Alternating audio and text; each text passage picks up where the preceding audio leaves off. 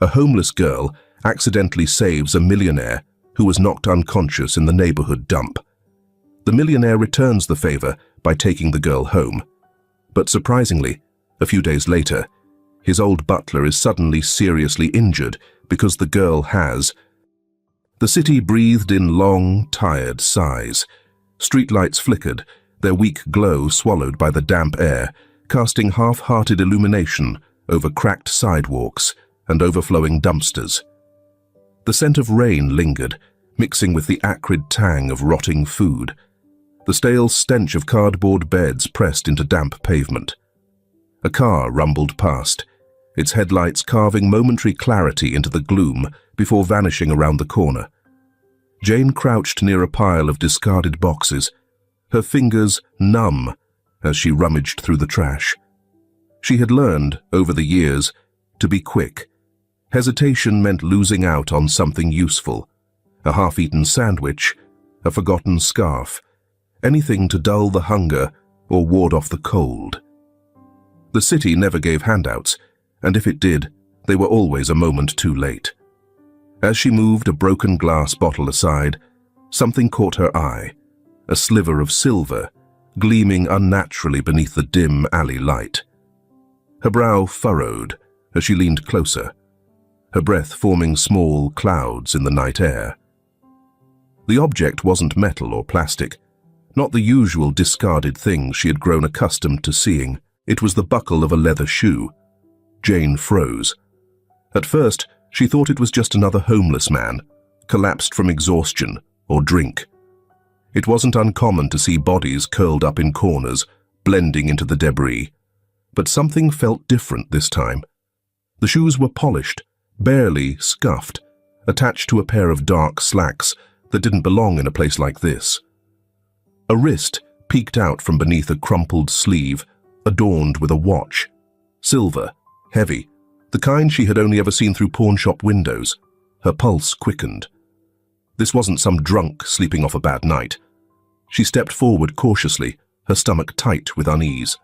The man's face was partially obscured by the angle of his body, but his chest rose and fell in shallow, uneven breaths. His hand twitched, fingers curling inward, as if grasping at something invisible. "Hey," she called softly, testing. No response.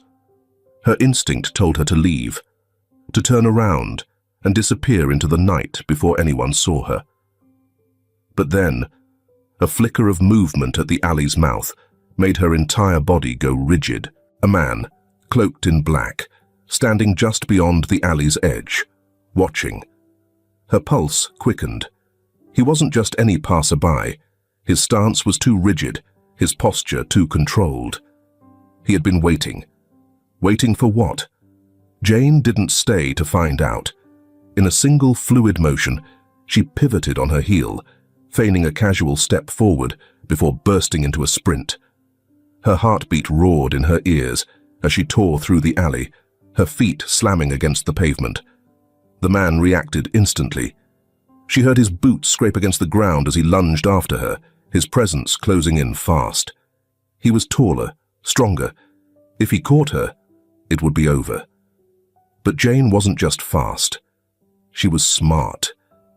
Instead of taking the straight path toward the street, she veered sharply left, darting through the skeletal remains of an old construction site. Rusted scaffolding loomed above her, tangled wires snaking along the ground. She leaped over debris, forcing herself to think through the panic clawing at her chest. She needed to slow him down. Spotting a stack of loose pallets, she threw her weight against them, sending them toppling into the narrow path behind her. The sharp sound of wood crashing against metal echoed through the alley, followed by the muffled grunt of her pursuer skidding to a halt. Jane didn't stop to look.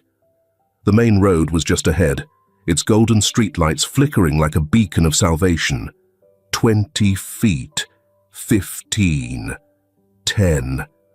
She burst onto the sidewalk, nearly colliding with a man stepping out of a cafe. "Help! Someone call the police! Call an ambulance too! Someone is injured!" Her voice came out raw, desperate. Heads turned. A couple, near a food cart, paused mid-conversation. A taxi driver rolled down his window, frowning. A man pulled out his phone, his thumb already hovering over the dial. The man in black stopped short at the alley's mouth, his eyes locking with hers. For a moment, neither of them moved. Then, as the wail of approaching sirens cut through the city air, he melted back into the darkness, disappearing before anyone could get a clear look. Jane stood there, chest heaving, her hands clenched into fists. Behind her, the ambulance skidded to a stop, red and blue lights washing over the alley's brick walls. Paramedics rushed forward, their voices clipped as they assessed the unconscious man on the ground. Still breathless, Jane watched as they checked his pulse, their faces momentarily tense before one of them nodded to the others. He's alive. Relief crashed into her, sudden and unexpected. She had no idea who this man was, why someone had left him there, or why a stranger had been watching from the shadows. But instinct told her she had just stepped into something far bigger than herself. And for the first time in a long while, she wasn't sure if running had been the right choice. The waiting room hummed with the quiet sounds of exhaustion. A vending machine flickered near the corner, its dim glow reflecting off the freshly mopped floors. The rhythmic beeping of machines filtered in from beyond the hallway, blending with the low murmur of hushed conversations. The air smelled sterile, thick with disinfectant, as though the place had been scrubbed of anything human. Jane sat on a plastic chair near the entrance, arms wrapped around her knees, watching the automatic doors slide open and shut. People came and went, nurses with hurried steps, families whispering in worried tones. But she remained still, unnoticed. She should leave. It wasn't her place to be here. The man, Antonio White, they had called him, was a stranger. She had done what she could. The rest wasn't her problem. And yet, something kept her there, her gaze flicking to the hallway where they had taken him. She replayed the night in her mind. The suit, the watch, the alley.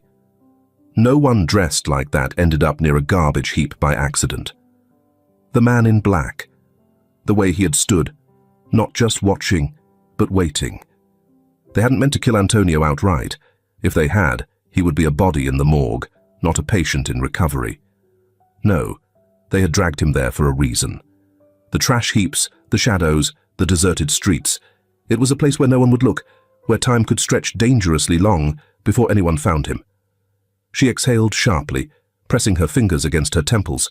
Whatever this was, it wasn't random, and that meant whoever had left him there wouldn't just disappear. A voice startled her. "You were the one who called for help, right?" Jane looked up to see a nurse, her expression unreadable. For a second, Jane considered lying, saying she had just been passing by. But what was the point? She nodded. The nurse's face softened. "He's awake." Jane hesitated before standing, trailing behind her down the hallway. The smell of antiseptic grew stronger as they moved past rooms with half-drawn curtains, glimpses of tired faces and restless sleep behind them. The nurse pushed open a door, stepping aside. Inside, under the harsh glow of hospital lighting, Antonio White lay in bed, his face pale against crisp white sheets.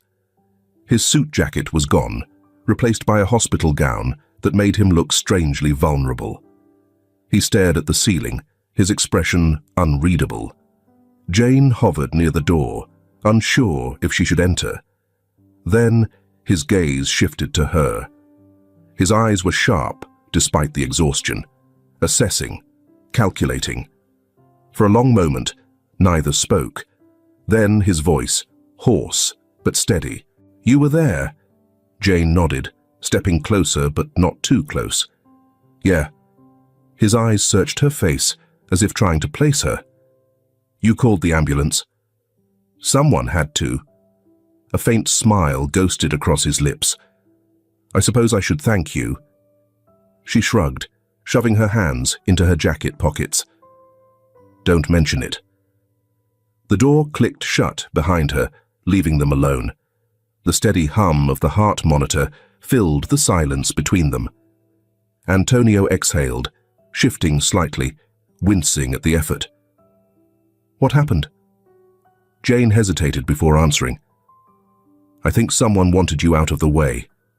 His gaze sharpened. "Out of the way?" "You weren't just attacked. You were dumped." She met his eyes. "They left you in the worst possible place. Somewhere no one would notice you for hours." Antonio didn't react immediately. He let the words settle, turning them over in his mind. "Someone planned this," Jane continued.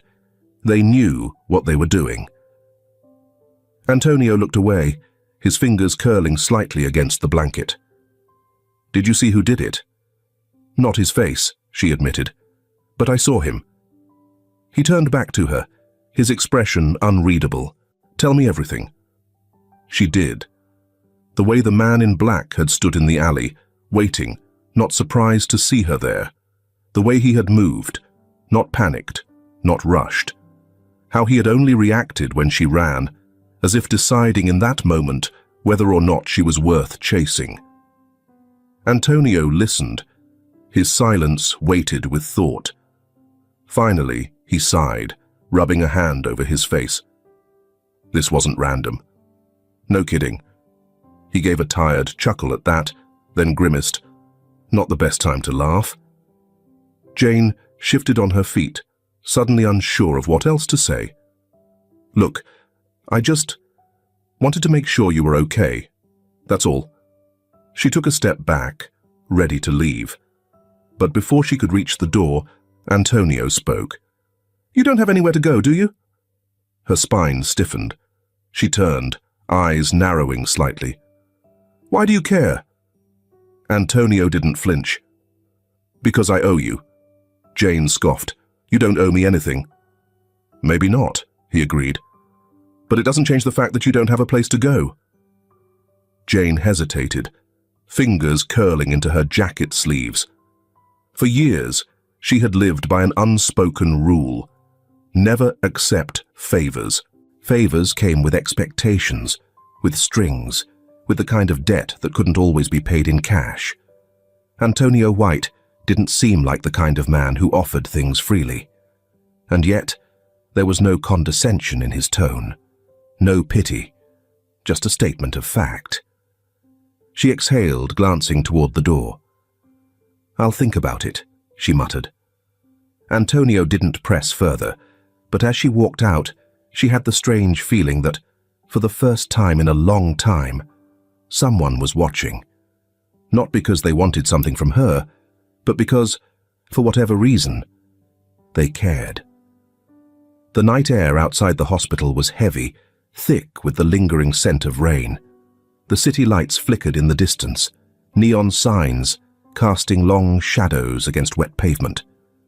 The streets, once loud with passing cars and hurried footsteps, had settled into a hushed stillness. Jane stood near the curb, hands shoved deep into the pockets of her worn jacket, her breath curling in the cold. She could still feel the weight of Antonio's words pressing against her. "You don't have anywhere to go, do you?" She had considered lying, brushing him off with some half-hearted excuse, but in the end, she hadn't answered. Maybe because she knew he already saw through it. Now, as she lingered between staying and slipping away into the city's vast, indifferent sprawl, a sleek, black car rolled to a stop in front of her. The passenger window lowered, revealing Antonio in the back seat. His posture was relaxed, but his eyes were sharp, observant. "Get in," he said, voice calm, certain.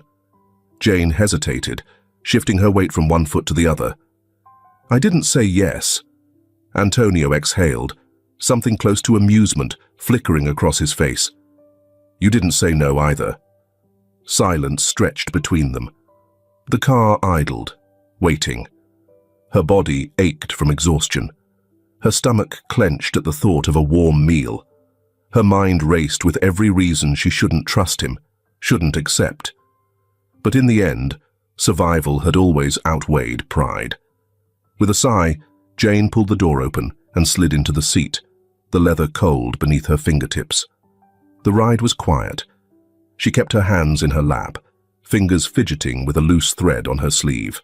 The car smelled clean, expensive, like leather and faint traces of cologne. It felt foreign, too refined for someone like her, like something she might wake up from if she closed her eyes too long. Antonio, seated beside her, didn't push conversation. He seemed to understand the weight of silence, the unspoken rules of someone who had learned to keep her guard up. But every so often, Jane felt his gaze flick toward her, as if trying to figure out what kind of person she was beneath the layers of wariness. As they turned onto a private road, the cityscape gave way to something quieter, grander. The gates ahead opened smoothly as the car rolled forward, revealing a sprawling estate bathed in the soft glow of warm lights. The mansion stood tall, elegant, its grand entrance lined with neatly trimmed hedges and stone pathways. Jane tensed. This wasn't just a house. It was the kind of place where people had power, where no one ever had to wonder where their next meal would come from. It was the kind of place she never belonged. The car came to a slow stop in the circular driveway. As she stepped out, she felt small against the vastness of it all. The high ceilings, the polished marble floors, the quiet hum of wealth that pressed against the air. Before she could process it, a woman appeared at the entrance. Older, with sharp eyes that softened only slightly at the sight of Antonio. She took in Jane's presence with a single sweep of her gaze, her expression unreadable. "Who's this?" "Megan," Antonio said, stepping past Jane. "This is Jane. She's staying the night." The woman, Megan, clearly someone of authority in this house, narrowed her eyes slightly. "The night?" Jane bristled, already feeling like an unwelcome guest. She forced her shoulders back, lifting her chin slightly. "I won't be here long," she muttered. Megan said nothing for a moment. Then, with a sigh, she turned on her heel. "Come on then. You look like you could use a meal." Jane followed reluctantly, though the promise of food pulled her forward. The dining room was overwhelming. Long table, fine china, chandeliers casting warm light across dark wood. It was the kind of setting where people used silverware properly, where meals came in courses rather than scraps found in a paper bag. She sat stiffly, hyper-aware of the way Antonio watched her from across the table. When the first plate was placed in front of her, steaming, rich with unfamiliar spices, she hesitated, waiting for someone to tell her she wasn't allowed. When no one did, she picked up her fork and took a careful bite. She had planned to eat slowly, to show restraint, but the moment the first bite hit her tongue, her body betrayed her. She hadn't had a real meal in days, maybe longer. She tried to pace herself, but hunger won over dignity, her movements quick, efficient, barely stopping to breathe between bites. When she finally slowed, she realized Antonio was watching, not with judgment, but something quieter. Amusement maybe, understanding. She set her fork down, swallowing hard. "What?" Antonio leaned back in his chair. "Nothing." She narrowed her eyes. "You're staring." He smirked. "I've just never seen anyone eat like they're expecting the plate to vanish." Jane scowled, but didn't argue. He wasn't wrong. Megan returned a few minutes later, leading Jane away from the table. Upstairs, the guest room was too big, too polished. The bed looked untouched, its sheets smooth and inviting, the kind of softness that felt undeserved. Jane hovered near the door, uncertain. "You can lock it if you want," Megan said from the hallway. "No one's going to bother you." Jane hesitated, then nodded. "Thanks." As the door clicked shut, she stood in the center of the room, taking in the stillness. No street noise, no distant shouting, no fear of what the next morning might bring. It felt unnatural. She crawled onto the bed, stiff at first, then slowly relaxing into the unfamiliar warmth. For the first time in a long time, she wasn't lying on concrete. For the first time in a long time, she wasn't cold. Sleep found her quicker than she expected. The scent of freshly brewed coffee filled the hallway, mingling with the faint warmth of early morning light spilling through the tall windows. Somewhere in the distance, a grandfather clock chimed, its deep, measured tones counting the quiet moments before the house fully woke. Jane stirred, her body stiff from a kind of sleep she wasn't used to, one uninterrupted by cold air biting at her skin or the distant hum of restless city streets. For a moment, she wasn't sure where she was. The bed was too soft, the air too still. Then she remembered. The mansion, the dinner, the way Antonio had watched her without pity. She exhaled slowly, rolling onto her side. It should have been comforting. Instead, it was unnerving. Then she heard voices. Muffled, low, the kind of conversation people had when they didn't want to be overheard. Jane slipped out of bed, padding silently toward the door. She eased it open just enough to see down the hallway. The voices were coming from the study at the end of the corridor. She moved carefully, sticking to the edges of the polished wooden floor, her instincts sharpened from years of navigating places she wasn't supposed to be. The door to the study was slightly ajar. "You're certain?" Antonio's voice was calm, but there was an edge beneath it, something taut and controlled. A second voice responded, lower, measured. "He knew exactly where you'd be. That wasn't coincidence." A pause. Then Antonio sighed. "And no leads on who sent him." Jane's pulse quickened. A chair scraped against the floor. "Not yet. But if someone wanted you dead, they wouldn't have left you breathing." Another silence. Then Antonio's voice, quieter this time. "They wanted time." Jane frowned. Time for what? Before she could listen further, a floorboard groaned beneath her weight. She barely had time to curse herself before Antonio's voice cut through the air. "You can come in, Jane." She hesitated, then pushed the door open. Antonio sat behind an oak desk, phone still in hand, his sharp eyes meeting hers with something unreadable. Across from him, a man in his 40s leaned back in a chair, assessing her with a curious tilt of his head. He was dressed in dark slacks and a crisp button-up, sleeves rolled to his elbows. Not a businessman. A detective, maybe, or something worse. The man glanced at Antonio. "This her?" Antonio gave a slow nod. "Jane, meet Carter. He's—" "I get it," Jane cut in. "Private investigator." Carter smirked, amused. "Smart girl." She ignored the remark, stepping closer. "What did you mean about time?" Antonio studied her for a beat before responding. "Whoever left me in that alley didn't want me dead. Not immediately, at least." Carter nodded. "They dumped you somewhere no one would look right away. The garbage heaps, the darkness. It wasn't an accident. Someone needed time before you were found." Jane crossed her arms. Time to do what? Neither of them had an answer. Antonio exhaled, rubbing his temple. "We need to figure out who benefits from this. Someone who wants me out of the way but not gone completely." He turned to his desk, pulling out a folder. "I put together a list."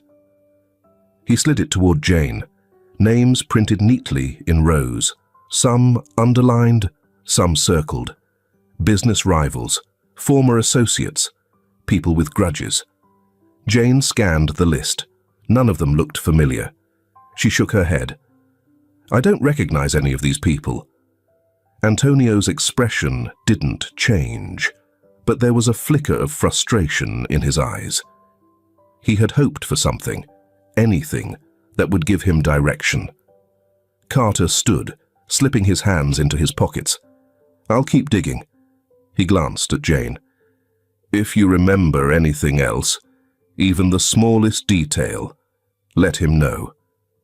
Jane didn't respond, watching as the investigator strode toward the door. He paused, looking back at Antonio. "Be careful.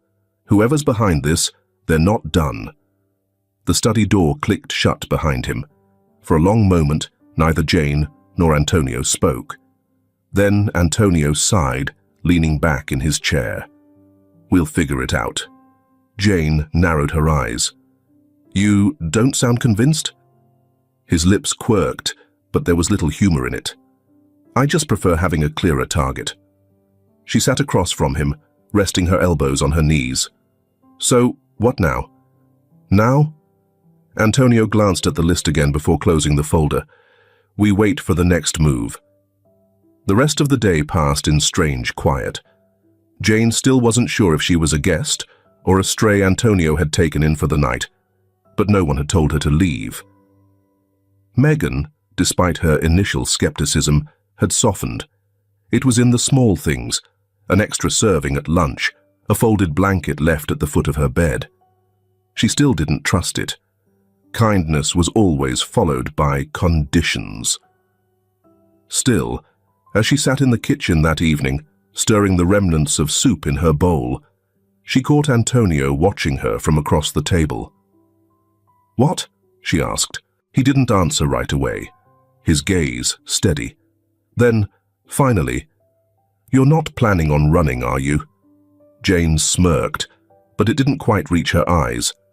"Would it matter if I did?" Antonio studied her, something unreadable in his expression. "Yes." She wasn't sure how to respond to that. So, she said nothing. Sunlight stretched across the grand hall, filtering through the towering windows and casting long, golden streaks on the polished floors. The air carried a distinct warmth, clean linen, fresh coffee, and the faintest trace of old paper from the study. The mansion always had an eerie kind of stillness in the mornings, as though it were waiting for its occupants to decide what kind of day it would be. Jane had begun to adjust to the rhythm of the house, but she never truly let her guard down. The walls were too pristine, the air too still, and the security too tight.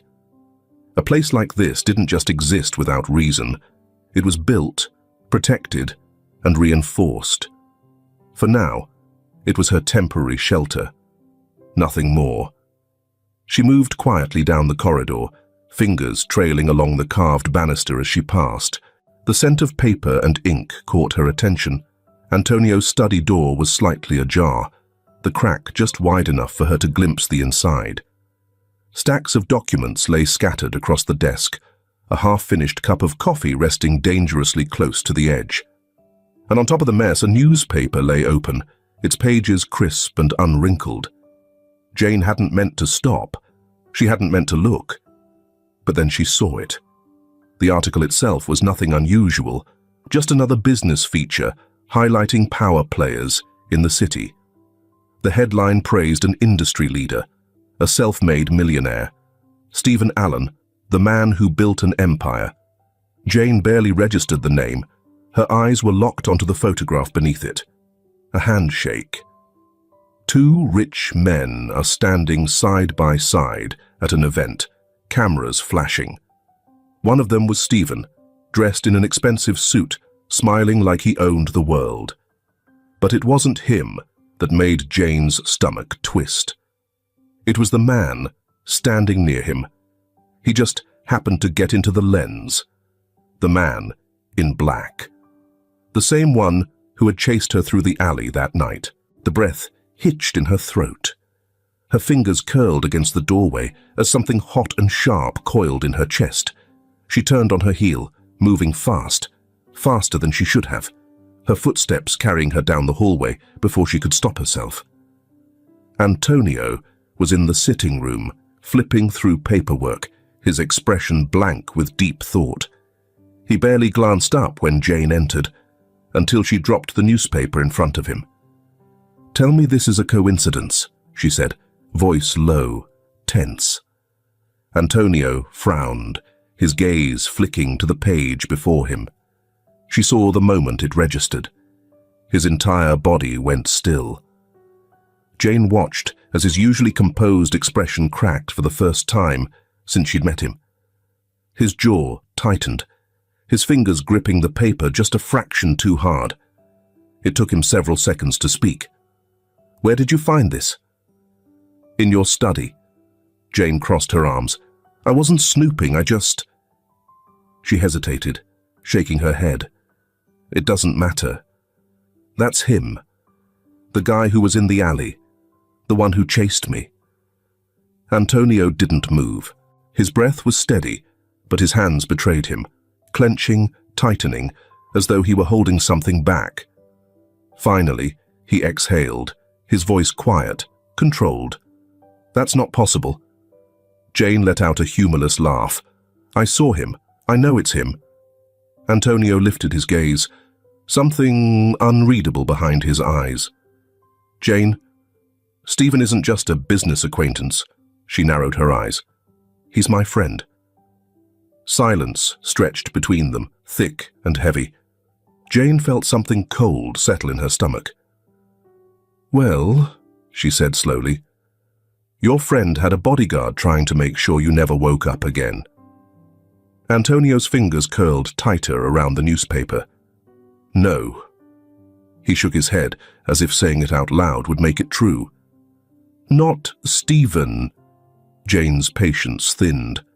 "Then explain why this guy was there. Why was he the one watching you? Why did he chase me?" Antonio didn't answer. She could see the war in his eyes, the way his mind worked through it, fighting against something he didn't want to believe. Loyalty, trust, years of friendship, and yet, evidence, facts. The undeniable truth is staring him in the face. Finally, he leaned back in his chair, rubbing a hand down his face. "I need to think," he muttered. Jane scoffed. "You need to open your eyes." Antonio didn't react, not immediately. But when he finally looked at her, there was something different in his expression. Something heavier. "I'll handle it." Jane studied him for a moment, before shaking her head. "You better. Because if you don't, whoever did this is just going to try again." She turned and walked away, leaving the newspaper on the table, its pages still open, still damning. Antonio sat in silence, staring at the name, the face of a man he had called a friend. And for the first time, doubt crept in. Antonio locked himself in his study, the heavy oak door shut behind him with a quiet finality, blocking out the rest of the world. The weight of the newspaper still lingered in his hands, but he could barely bring himself to look at it. His thoughts tangled, looping in circles, trying to rationalize the impossible. Stephen. Not just a friend, his closest confidant. The man who had stood by his side for years, who had toasted his victories and consoled his failures. The man who had been there when Antonio's father died, when he took over the company, when he fought through sleepless nights, building everything from the ground up. And yet, Jane had seen his bodyguard in that alley. Antonio pulled out his laptop and scrolled through security logs, past financial reports, past every scheduled meeting with Stephen in the last 6 months.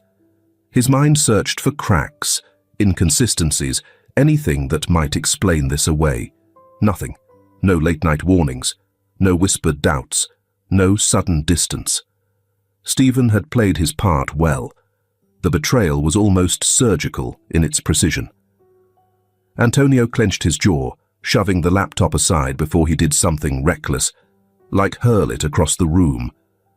Outside the study, Jane felt the shift.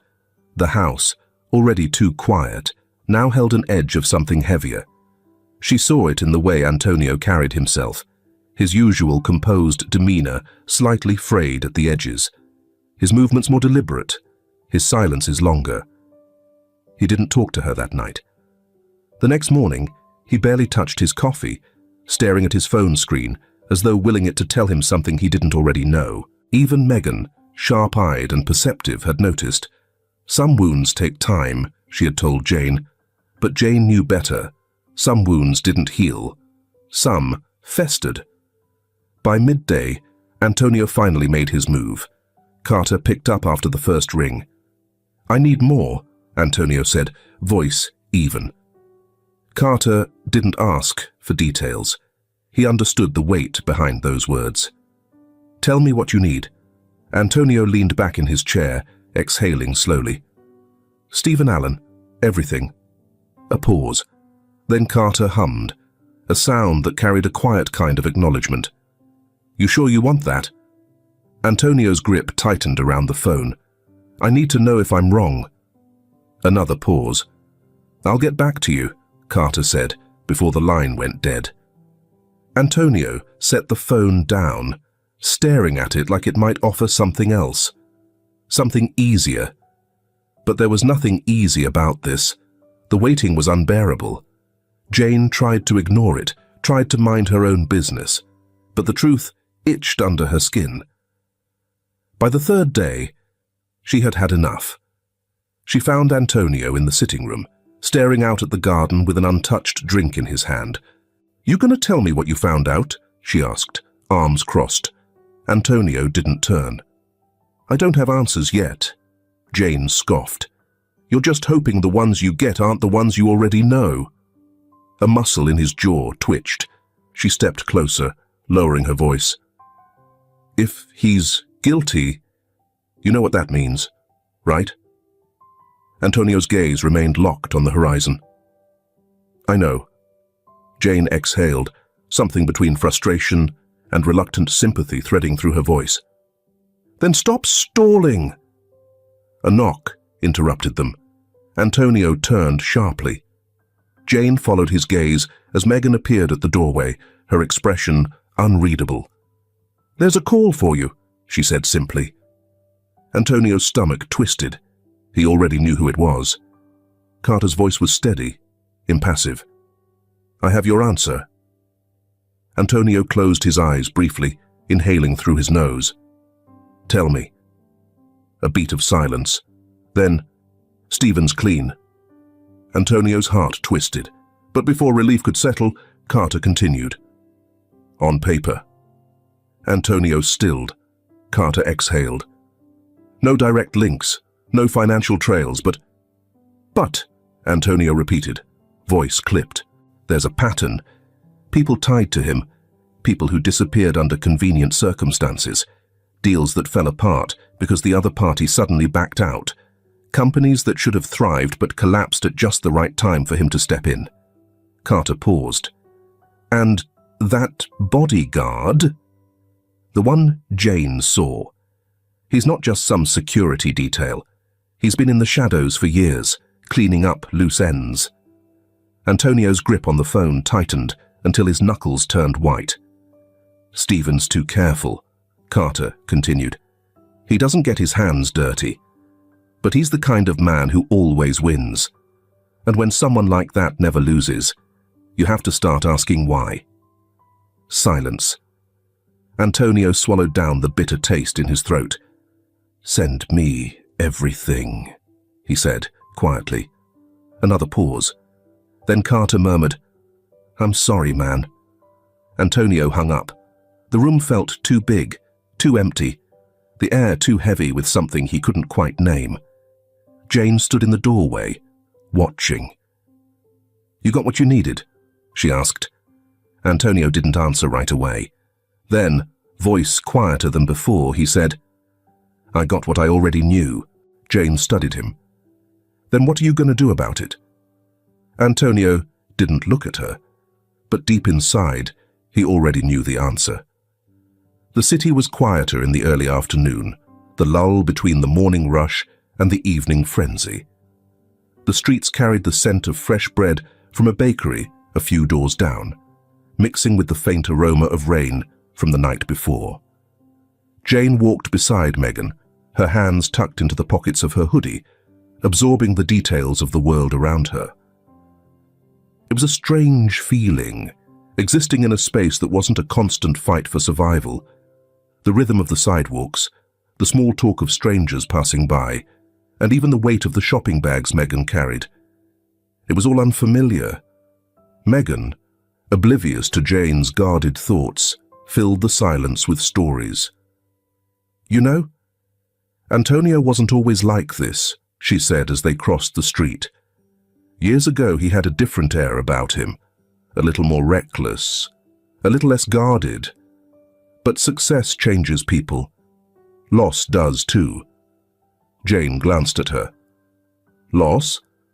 Megan nodded. "His father, the business, the people who tried to take it from him." She sighed. "It does something to a person, learning how many hands would rather pull you down than lift you up." Jane mulled over that. She didn't know why she cared, but a part of her, some deep, unspoken part, understood what it meant to never fully trust the ground beneath your feet. They reached the small store on the corner, the door chiming as Megan pushed it open. Inside, the air was thick with the scent of old wood and freshly stocked produce. It wasn't a high-end supermarket, just a neighborhood place where people knew each other by name.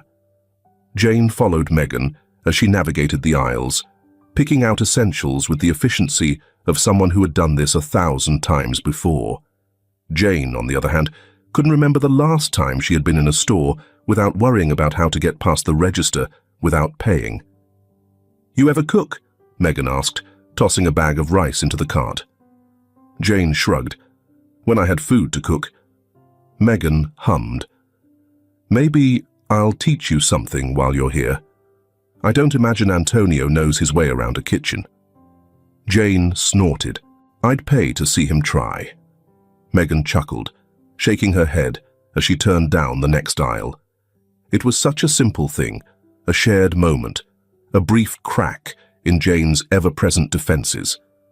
She wasn't sure how to feel about it. By the time they stepped back outside, the sky had started to shift, a pale grey creeping into the late afternoon.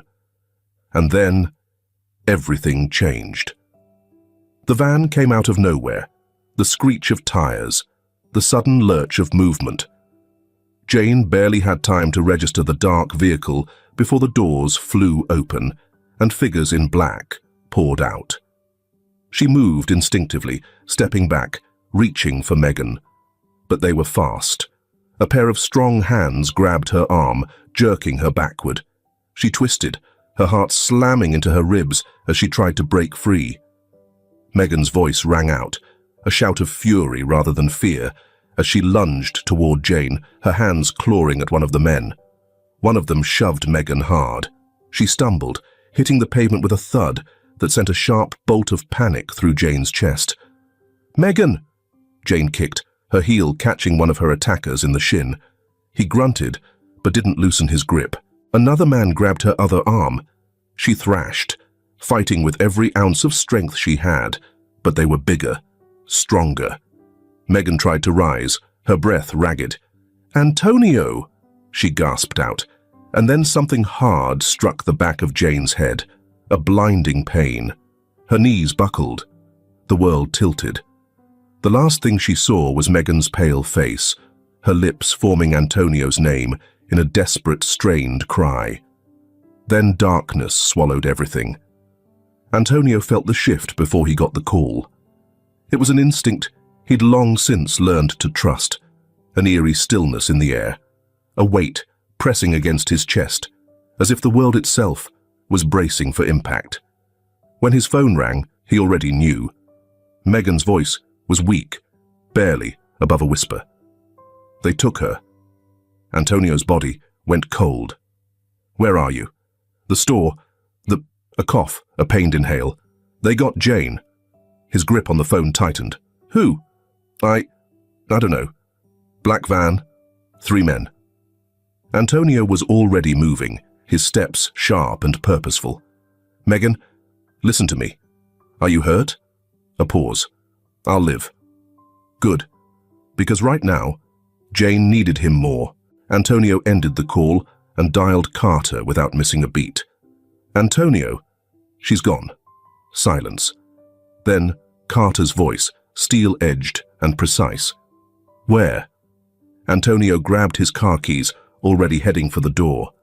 I don't know, but find out. Carter didn't waste time on questions. On it! Antonio pushed through the front doors of the mansion, his movements cold, controlled. But underneath, beneath the surface of every carefully measured breath, rage simmered. Someone had just made the worst mistake of their life. Antonio didn't knock. The moment he stormed through the doors of Stephen's office, the room tensed.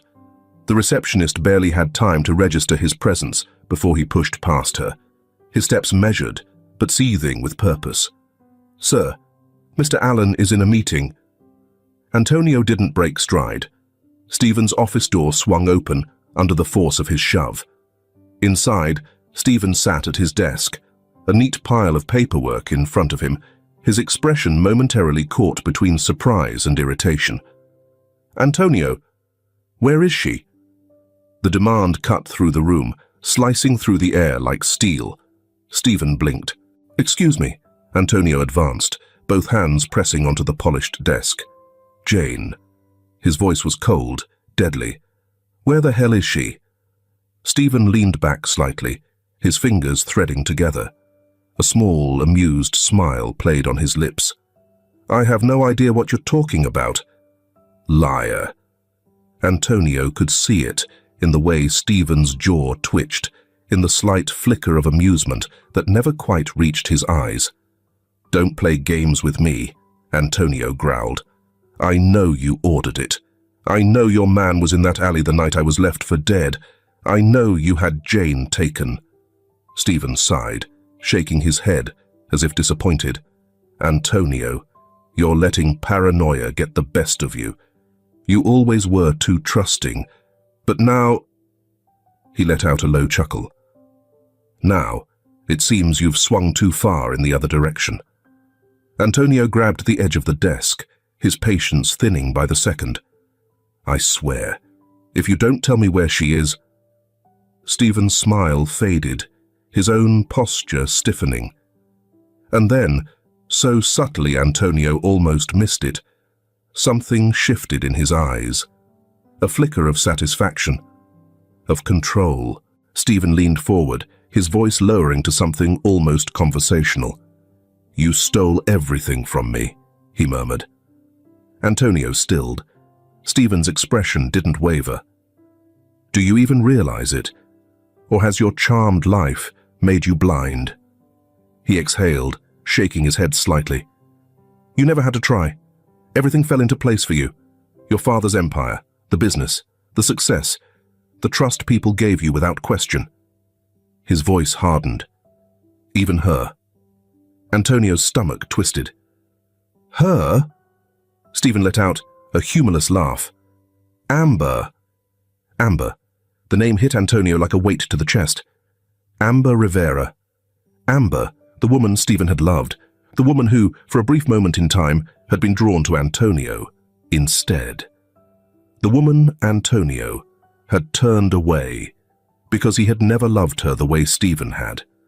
The woman who had died in a car crash. Stephen's voice was quiet now, but there was venom in it, deep and burning. She loved you, even when you didn't want her. And when she realized she'd never have you, it broke her. She lost control. And then she lost everything. His jaw clenched. And you?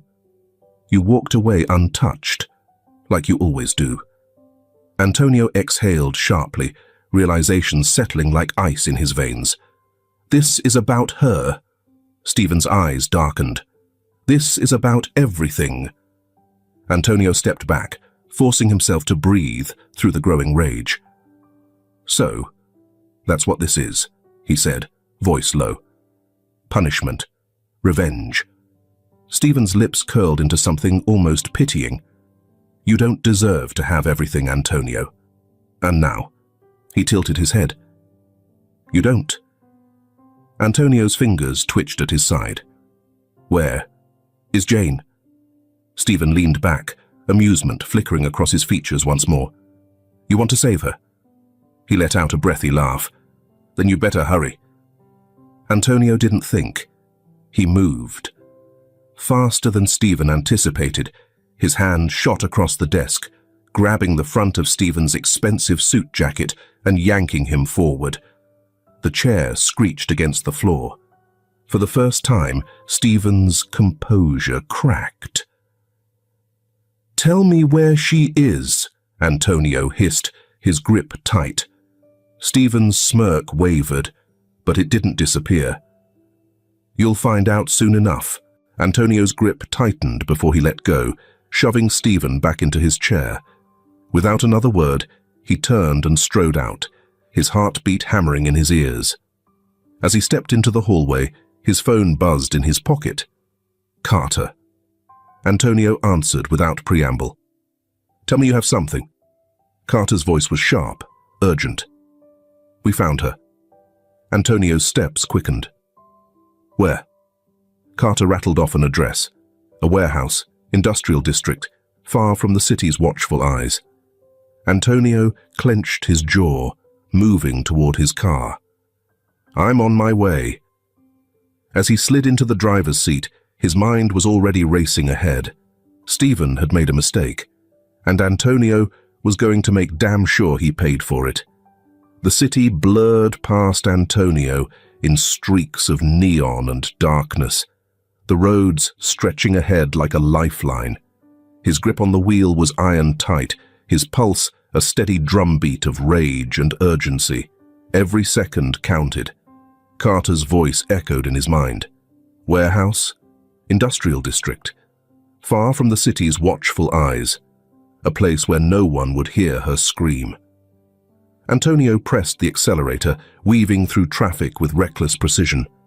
The thought of Jane, alone, trapped, at the mercy of Stephen's men, was unbearable. And Stephen. Antonio had seen it in his eyes, the smug satisfaction, the cruel amusement. He'd orchestrated this. He'd wanted Antonio to run, to be desperate, to know exactly what it felt like to lose control. Antonio clenched his jaw. Not this time. Antonio killed the headlights as he approached, rolling the car to a silent stop a few blocks away. The building loomed ahead, rusted metal and shattered windows, painting a grim picture. The air smelled of damp concrete and oil, the silence suffocating. A single black van was parked outside, the same van Megan had described. His blood burned. He pressed a finger to the earpiece Carter had given him earlier. "I'm here." Carter's voice crackled through. Two men at the front entrance, another circling the perimeter. Jackson is inside with Jane. Antonio didn't hesitate. "How long until backup?" 5 minutes, maybe less. "But you won't wait, will you?" Antonio was already moving. "No." Carter sighed. "Figured. Try not to get yourself killed." Antonio didn't answer. He crept along the shadows, his footsteps soundless against the pavement. The two men at the entrance stood casually, one smoking, the other scrolling through his phone. Sloppy. Antonio moved fast.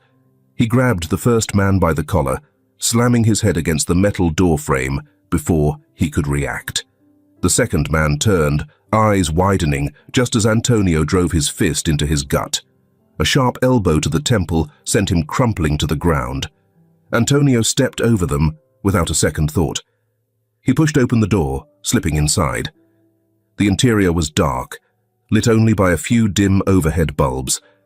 The space was mostly empty, scattered crates, old machinery, the faint scent of mold. Then he heard it. A voice. Low, amused. "Little street rat, you really are a fighter." Antonio's chest tightened. "Jackson." He followed the voice, pressing against the cold metal walls as he moved deeper. Then he saw them. Jane was on her knees, arms tied behind her back, a split lip staining her chin red. Jackson stood over her, rolling his shoulders like he was getting ready for a final blow. Antonio saw red. "Hey!" Jackson turned just in time for Antonio's fist to collide with his jaw. The force sent him stumbling back, but he recovered fast, shaking it off with a grin. "Well, well," Jackson sneered, rubbing his chin. "Look who finally showed up." Antonio didn't waste words. He lunged. Jackson was bigger, stronger. But Antonio had something else. Pure, unfiltered rage. They crashed against a stack of crates, sending wood splintering around them. Jackson swung, knuckles grazing Antonio's ribs, but Antonio barely felt it. He drove his knee into Jackson's stomach, followed by a sharp uppercut. Jackson spat blood, eyes narrowing. "You fight like a businessman."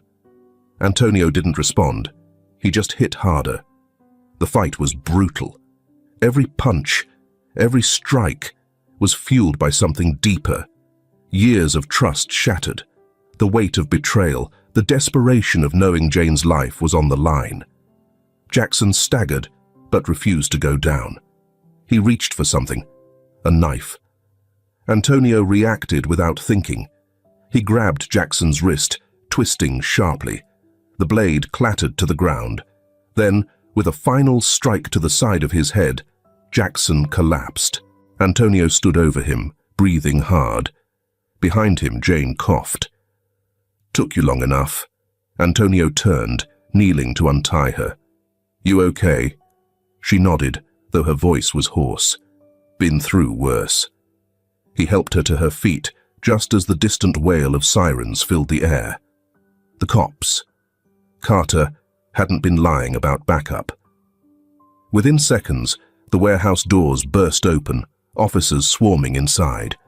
Antonio stepped back as they secured the scene, his pulse still pounding. Jane swayed slightly, but Antonio caught her elbow, steadying her. "It's over," he murmured. She exhaled shakily. "For now." As the officers dragged Jackson away, Antonio turned to face the night sky, his mind already shifting to the next battle. Stephen. This wasn't over. Not yet. The interrogation room smelled of stale coffee and burnt-out cigarettes, the air thick with the weight of too many confessions, too many last chances gone wrong. Jackson sat slumped in the metal chair, his face bruised and bloodied, wrists bound in steel cuffs. He was a man who had spent his life fighting. But tonight, he had lost. Antonio stood on the other side of the glass, arms crossed, watching through the one-way mirror. The door opened behind him. Carter stepped in, a file in hand, his expression unreadable. "He's talking," Carter said simply. Antonio exhaled. He had expected it. Jackson was tough, but he wasn't the mastermind.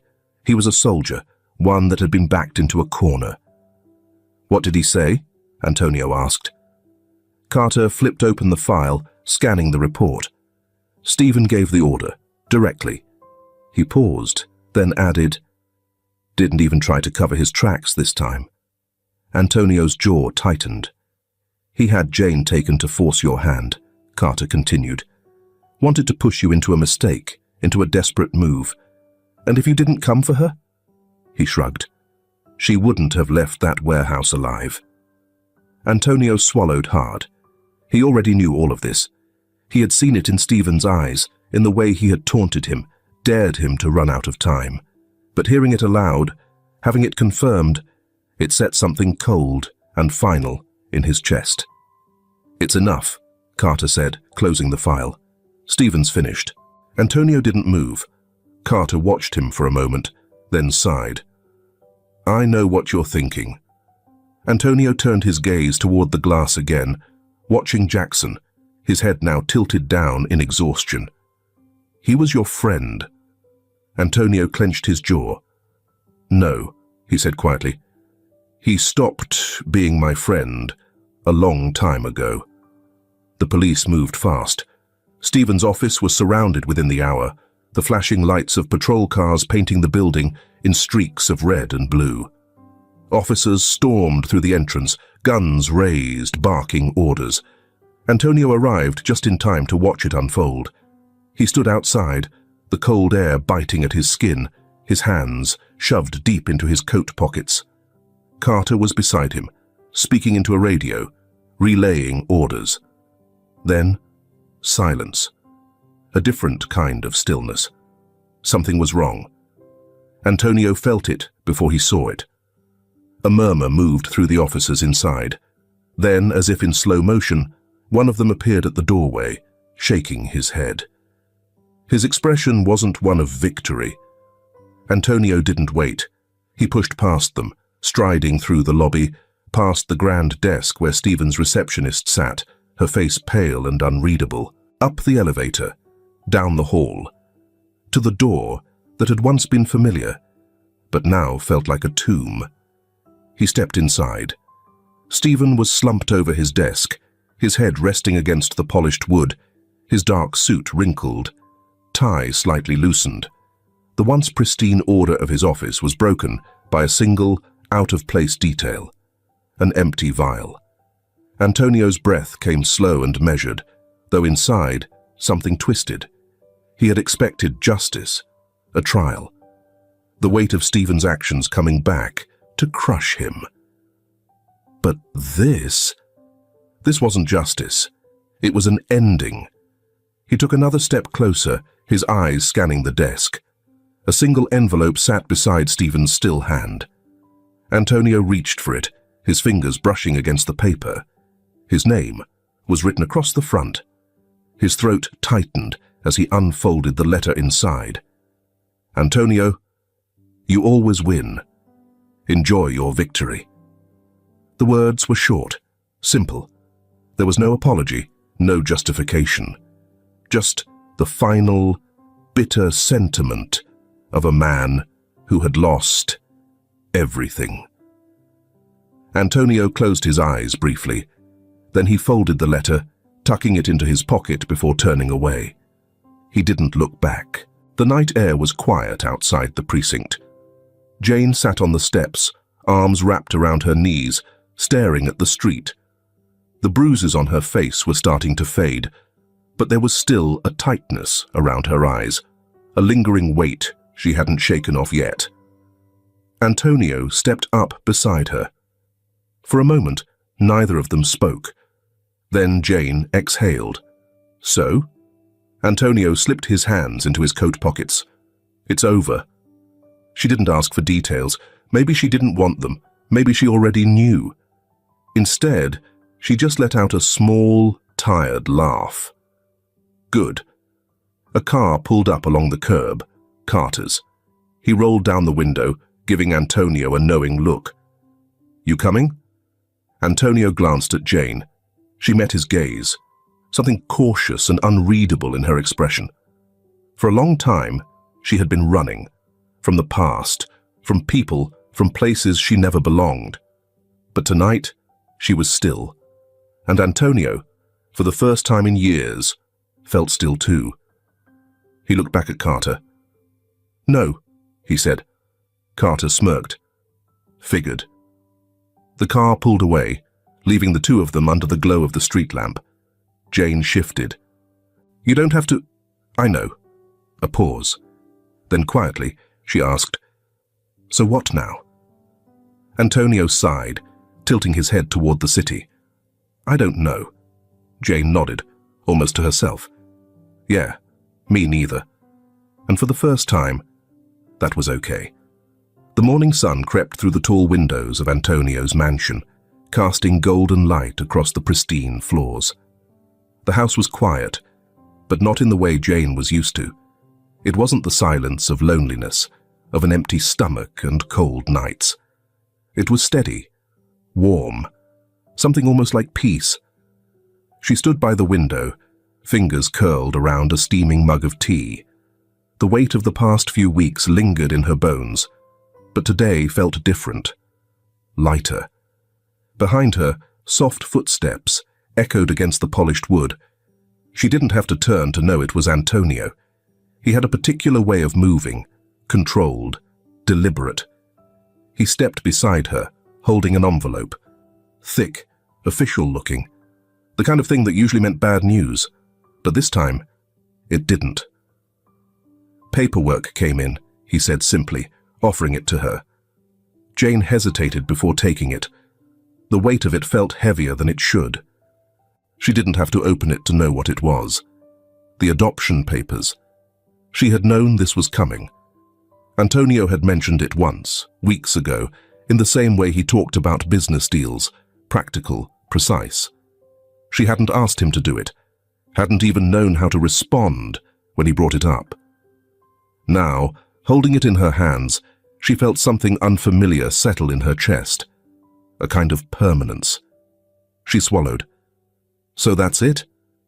Antonio smirked, leaning back against the counter. That's it. Jane flipped the envelope in her hands. Feels weird. Antonio raised a brow. Weird. She nodded. Yeah, like, things don't just happen like this. No strings attached. No catch. Antonio studied her for a moment before shaking his head. Not this time. Jane let out a breath she hadn't realized she was holding. Not this time. Later that afternoon, she visited Megan. The older woman was still recovering, but the bruises had faded, and the fire in her eyes was very much intact. She sat propped up in bed, a thick quilt draped over her legs, a book resting in her lap. She looked up the moment Jane entered, eyes scanning her as if checking for hidden wounds. You're still too skinny, Megan muttered, setting her book aside. Jane smirked. You're still too nosy. Megan huffed, but gestured for her to come closer. Sit down, girl. I'm not going to yell across the room. Jane sat beside her, shifting awkwardly. She wasn't great at moments like these, the serious kind, the ones where emotions sat heavy in the air, waiting to be acknowledged, but this one mattered. She cleared her throat. I just wanted to say thanks. Megan raised a brow. For what? Jane exhaled, staring at her hands. For fighting for me, for not giving up. She hesitated, then added softer. For caring. Megan was silent for a beat. Then, without warning, she reached over and patted Jane's hand. It was quick, rough, but it meant something. You deserved it, she said simply. Jane swallowed hard. Maybe, and maybe, for the first time she could believe that. That evening, she found Antonio in the garden, standing near the fountain, staring at the sky. The last streaks of sunset bled into the horizon, fading into deep shades of blue. Jane stepped beside him, shoving her hands into her hoodie pockets. For a while, neither of them spoke. Then, quietly, she said, So, I was thinking. Antonio tilted his head slightly, waiting. Maybe we could try making dinner together sometime, she continued. Antonio turned to her with a look of pure skepticism. You realize I can't cook, right? Jane smirked. Yeah, that's why it'll be funny. Antonio chuckled, shaking his head. Fine, but if I burn the house down, it's on you. She shrugged. Deal. Silence stretched between them again, but it wasn't uncomfortable. It was the kind of silence that came when words weren't necessary. For most of her life, Jane had been running. From the past. From people. From the fear that if she stayed, she'd be left behind. But now, she was learning something new. She was learning how to stay. If this film touches your heart, leave your mark with a like, and don't forget to subscribe to our channel to explore more meaningful stories with us. And if you enjoyed this story, please share it with your friends on WhatsApp. And now, share your feelings with us, and tell us your own stories. Every word you share is a building block that helps create our strong and enduring community. Together, we'll create a warm space where everyone can share and connect. Finally, don't miss the incredible stories coming your way soon. We're always here to bring you the best selections, full of deep values yet entertaining.